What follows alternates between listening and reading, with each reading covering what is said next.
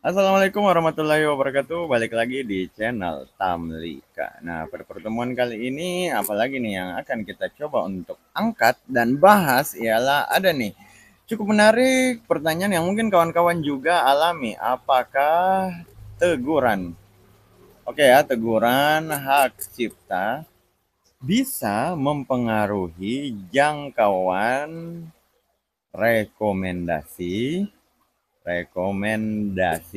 pada sebuah channel. Oke, oke. Apakah kawan-kawan juga mengalaminya? Nah, kita coba simak penanya pertama ini. Terkena hak cipta katanya. Masalah saya ialah terkena hak cipta di beberapa video beberapa hari ini dan setelah itu channel saya mendadak sepi setelah terkena hak cipta. Mohon bantuannya untuk menghilangkan hukuman. Beliau merasa dihukum sepi karena hak cipta. Kita lihat yang pertanyaan berikutnya. Salah satu video saya terkena hak cipta dan penonton channel saya mendadak sepi. Ya, oke. Tiba-tiba sepi, tidak direkomendasikan. Katanya nih, menurut penanya ini, saya mengalami hak cipta pada video YouTube saya, audio, karena audio, dan tiba-tiba channel saya sepi, tidak seperti biasanya katanya. Saya udah mencoba berbagai hal mengatasinya, tapi masih juga tidak berhasil. Oh iya, video yang terkena hak cipta, saya tidak sengaja menghapusnya. Nah, melihat ini, artinya ini bukan teguran, tapi ini klaim hak cipta. Oke, klaim hak cipta berbeda dengan yang ini. Ini teguran hak cipta. Teguran hak cipta itu ada nomornya 1 dari 3. Sedangkan kalau yang ini dia bisa hapus dengan santainya, berarti ini kemungkinan klaim hak cipta. Oke, kita lanjutkan lagi. Masih orang yang sama, channel sepi setelah kena hak cipta. Nah, kawan-kawan bisa lihat di sini tertulis konten yang dilindungi hak cipta terdeteksi di video Anda. Akibatnya video Anda diblokir di 2 wilayah. Ini bukan teguran hak cipta. Ada tertuliskan ini bukan teguran hak cipta. Jadi berbeda antara yang ini teguran, yang ini klaim. Itu dua hal yang berbeda. Ini klaim, ini teguran. Tapi dia tetap mengaku bilang katanya sepi. Dan setelah saya gali-gali lagi, ternyata memang dia pernah kena teguran. Ada dia tulis di bawah sini. Mana ini? Channel saya tidak dihentikan. Mana itu? Dulu pernah terkena hak cipta 2 kali. Tapi udah lama. Sekarang kena sekali. Kan udah 3 kali. Tapi tidak dihentikan. Iya, karena nanti 3 kali dalam waktu 90 hari baru channelnya dinonaktifkan. Sedangkan kalau terkena 2 kali lalu nanti 1 kalinya itu setelah masa 90 hari tentunya beda. Harus 90 dalam waktu 90 hari 3 kali baru channelnya dinonaktifkan. Tapi ini fix menyatakan bahwa saat sekarang ini 24 Oktober 2024 dia terkena sekali lagi teguran. Oke, dia terkena teguran berarti udah sama dengan yang ini. Lalu ada orang lain lagi menyatakan, apakah akun yang kena hak cipta bisa monet? Ini berbeda tapi masih nyerempet. Video YouTube saya kena hak cipta dan penayangan jadi sangat sepi. Nah, oke, masih sepi. Apakah akun saya kena blok dari pihak YouTube? Apakah akun saya bisa monet? Untuk jawaban bisa monet itu bisa. Ini saya tunjukkan teguran hak cipta tidak berdampak terhadap kelayakan Anda untuk mengajukan monetisasi. Tapi itu berbeda dengan urusan kenapa sepi sekali. Oke, jadi udah dapat konteksnya, banyak yang alami. Dan yang paling jernih terlihat yang ini. 3 bulan lalu pas kena satu teguran, kawan-kawan bisa lihat. 3 bulan lalu pas kena satu teguran hak cipta, pengaruhnya nggak sampai segini banget. Dan ini baru beberapa hari yang lalu kena satu teguran, setelah teguran sebelumnya hilang, rekomendasi udah kayak berantakan.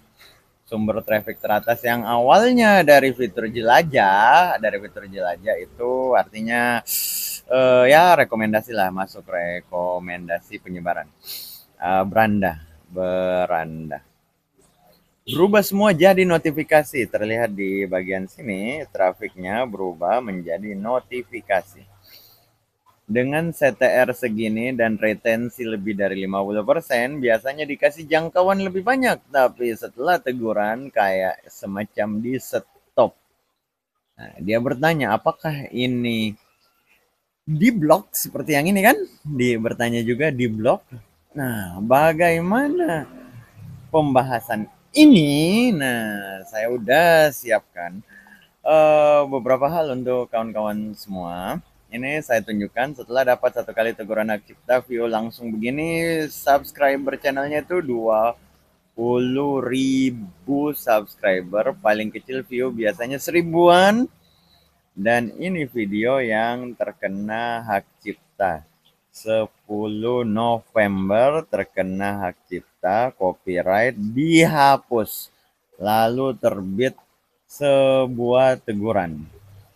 Jadi oke, 10 November kena teguran, tiba-tiba langsung turun rekomendasinya. Fitur jelajahnya langsung turun. Bagaimana pembahasan ini? Ini ada saya siapkan di sebelah sini. Langsung kita lihat, tapi bisa kita mulai dari yang ini dulu. Kita bagi dua layarnya, lalu kita masukkan yang ini. Di sini jelas terlihat videonya kan dihapus. Oke, videonya dihapus karena terkena copyright. Salah satu pegawai YouTube yang bisa dikata cukup handal dan mengurus masalah algoritma berkata bahwa jangan hapus video kecuali Anda punya alasan yang sangat kuat. Saat Anda menghapus video, Anda menghapus koneksi saluran Anda dengan pemirsa yang menonton video tersebut. Jika Anda ingin memaksimalkan pertumbuhan Anda, buat video Anda tetap publik atau hapus dari daftar jika memang harus. Maksudnya hapus dari daftar itu unlist, tapi bukan di-delete, bukan dihapus. Sedangkan ketika kita terkena teguran hak cipta, tentunya konten kita dihapus, ini copyright dihapus tidak memenuhi kebijakan. Jadi oke, udah dapat. Ini baru satu konteks yang bisa kita angkut masukkan. Masalah bagaimana rekomendasi ini langsung dari pegawai YouTube, petinggi YouTube. Lalu setelah itu kita lihat bagaimana hubungan dengan hal ini. Kita lihat bagaimana hubungan antara tayangan dan monetisasi. Jika suatu video tidak cocok untuk penonton menurut pedoman komunitas, hal itu dapat membatasi jumlah tayangan yang didapat oleh video. Oke? Pembatasan ini juga dapat menyebabkan jumlah penayangan yang lebih sedikit dan mengakibatkan pendapatan yang lebih sedikit. Selain itu, jika video tidak cocok untuk sebagian besar pengiklan, menurut pedoman konten yang cocok untuk pengiklan, iklan dalam video mungkin dibatasi atau tidak ada sama sekali. Di sini ada bisa kita garis bawahi jumlah penayangan yang lebih sedikit diakibatkan karena tidak memenuhi salah satu pedoman dan terutama ini melanggar salah satu aturan. Ketika kita ingin monetisasi di YouTube, sangat penting memenuhi aturan monetisasi. Salah satunya ialah hak cipta. Ketika channel kita ini mendapatkan teguran hak cipta, YouTube bisa menjadikan ini sebagai sebuah sinyal. Sinyal apa? Channel kita tidak sepenuhnya mematuhi aturan dari platform YouTube. Nah, aturan YouTube. Akibatnya tentu saja ada akibat yang bisa kita dapati. Kenapa seperti begitu? Kita lihat mana terkait hak cipta. Ini aturan dan kebijakan YouTube terkait hak cipta. Jelas ditulis, kreator hanya boleh mengupload video miliknya sendiri atau video orang lain yang izin penggunaannya mereka miliki. Hal ini berarti mereka tidak boleh mengupload video yang bukan karyanya atau menggunakan konten berhak cipta milik orang lain. Menggunakan konten berhak cipta milik orang lain akan mengakibatkan teguran hak cipta. YouTube tentunya ingin melindungi hak cipta para kreator YouTube dengan cara bisa saja, nah kita lihat seperti yang tadi udah disebutkan, kalau kita melanggar tentunya kita bisa mengurangi visibilitas dari video kita, penayangan yang lebih sedikit. Nah, membatasi jumlah tayangan yang didapat oleh video, melanggar YouTube. Nah, mengurangi visibilitas video karena YouTube berusaha melindungi ataupun menciptakan lingkungan yang adil bagi semua kreator YouTube. Nah, di sini kawan-kawan bisa lihat, tidak boleh mengupload yang bukan karyanya, menggunakan konten hak cipta orang lain, membuat video pengguna lain tanpa memperoleh izin. Itu melanggar, dan kalau kita mau masuk lagi di bagian yang sini, semenjak kita melanggar, tentunya konten kita tidak sesuai. Kebijakan pedoman komunitas memastikan komunitas YouTube terlindungi, menemukan hal-hal yang diizinkan dan tidak diizinkan YouTube. Berlaku bagi semua jenis konten di platform YouTube. Diizinkan dan tidak diizinkan. Jelas-jelas terkena pelanggaran.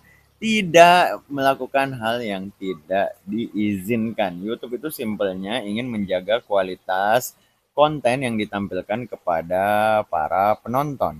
Oke, menjaga kualitas konten yang ingin ditampilkan kepada para penonton. Video yang melanggar hak cipta bisa dianggap tidak berkualitas. Pertama nih, tidak berkualitas. Kedua, melanggar hukum.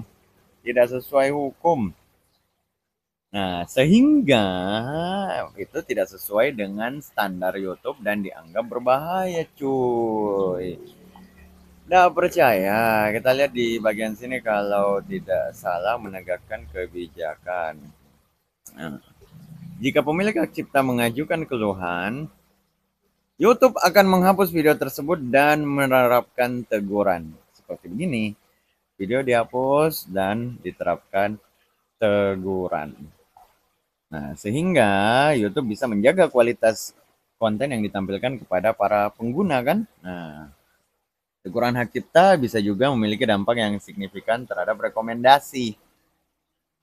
Karena kenapa seperti begitu? Kita lihat di bagian sini, lalu kita lihat di bagian yang mana sih itu? YouTube menghapus konten yang melanggar secepat mungkin. YouTube menggabungkan kemampuan manusia dan mesin learning untuk mendeteksi konten yang berpotensi menimbulkan masalah dalam skala besar. Selain itu, YouTube mengandalkan komunitas YouTube serta para pakar dalam program pelopor terpercaya untuk membantu YouTube mengidentifikasi konten yang berpotensi menimbulkan masalah dengan cara melaporkannya langsung kepada YouTube. YouTube juga berusaha keras untuk memastikan agar konten yang melanggar kebijakan kami tidak ditonton secara luas atau bahkan tidak ditonton sama sekali sebelum dihapus. Ini kan udah dihapus, sebelum dihapus aja udah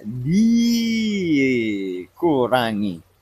Channel yang terkena teguran cenderung mengalami penurunan dalam distribusi video, baik melalui fitur rekomendasi maupun pencarian. Kan ada dua tuh, pertama rekom, Kedua, penelusuran atau pencarian. Penelusuran atau pencarian. Ketika kita dianggap melanggar kebijakan, nah, alhasil tidak ditonton secara luas atau bahkan tidak ditonton sama sekali sebelum dihapus. Nah, oke. Teguran hak cipta dapat juga membatasi beberapa kemampuan, sebenarnya bukan hanya penyebaran, live streaming juga dihentikan. Setelah konten semacam ini teridentifikasi, peninjauan manual akan dilakukan untuk mengevaluasi apakah melanggar atau tidak. Jika terbukti melanggar, dihapus dan digunakan untuk melatih mesin learning agar memberikan cakupan yang lebih baik di masa mendatang. Konten selanjutnya. Oke, bisa dipahami. Masih kurang, kita lihat bagaimana YouTube mengurangi penyebaran misinformasi berbahaya dan konten beresiko. Sangat mencemaskan. Di sini sebenarnya ketika channel mengalami teguran hak cipta, YouTube dapat membatasi atau menghapus rekomendasi channel tersebut. Dilakukan untuk memastikan konten yang disebarkan tidak melanggar hak cipta dan mematuhi kebijakan platform. Tak percaya, meskipun pedoman komunitas kami telah menetapkan aturan yang berlaku untuk konten YouTube, akan selalu ada konten yang bersinggungan dengan kebijakan. Oke, akan selalu ada kejadian seperti begini. Oleh sebab itu, YouTube semenjak tahun 2019 mengumumkan perubahan pada sistem rekomendasi untuk mengurangi penyebaran konten beresiko, yang menurunkan waktu tonton 70% pada konten non-subscriber yang direkomendasikan di Amerika pada tahun itu. 2019, sekarang 2024 cuy. Nah, ya kan, otomatis semakin berkembang. Penurunan waktu tonton beresiko berasal dari rekomendasi pengguna di negara lain, sehingga sejak akhir 2021 YouTube melakukan perubahan pada sistem rekomendasi untuk mengurangi,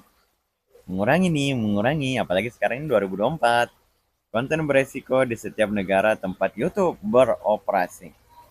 Terkena teguran, monetisasi dicoret, konten dihapus, melanggar hak cipta, kurang lebih bisa dianggap melanggar hukum. Kalau nggak percaya, baca aja. YouTube berkomitmen melanjutkan upaya mengurangi rekomendasi konten beresiko. Ini masuk beresiko apakah gak? Coba kawan-kawan pikir. Meskipun perubahan algoritma membutuhkan waktu untuk ditingkatkan dan tingkat konsumsi konten beresiko mengalami kondisi naik turun, sasaran YouTube menjaga agar jumlah penayangan konten beresiko yang direkomendasi itu berada di 0,5 cuy, 0,5%. Sangat mencemaskan kan? Nah, jadi kawan-kawan udah bisa lihat, udah saya perlihatkan bahwa tentunya ketika kita melanggar akan ada konsekuensi yang bisa kawan-kawan dapati, dan tentunya akan berbeda dengan beberapa bulan yang lalu. Kan sobat kita ini mengatakan 3 bulan yang lalu kena satu teguran tidak sampai segini banget. Ya tentunya karena YouTube berkembang terus guys, jadi akan ada konsekuensi terhadap pelanggaran teguran hak cipta. Kalau masih nggak percaya, di sini pelajari lebih lanjut teguran hak cipta. Jika Anda mendapatkan teguran hak cipta, itu berarti pemilik hak cipta mengajukan permintaan penghapusan atas dasar hukum terkait. Hukum dilindungi hak cipta miliknya. Oke, kurang lebih Anda melanggar hak cipta, Anda melanggar hukum. Dan ada aturan penyebaran informasi oleh YouTube di bagian mana tadi itu? Bagaimana cara YouTube mengedepankan konten yang kredibel? Ada banyak sinyal seperti relevansi dan popularitas yang berperan penting menentukan video yang biasanya akan Anda lihat di penelusuran dan rekomendasi. Namun untuk topik berita politik, informasi medis ilmiah, YouTube paham bahwa kredibilitas tidak tergantikan. Itulah sebabnya serangkaian YouTube memperkenalkan fitur untuk mengatasi tantangan ini secara menyeluruh. Oke, kredibel kata kuncinya, kredibel. Lalu Anda melanggar hukum. Hukum apa? Hukum hak cipta. Apakah masih kredibel?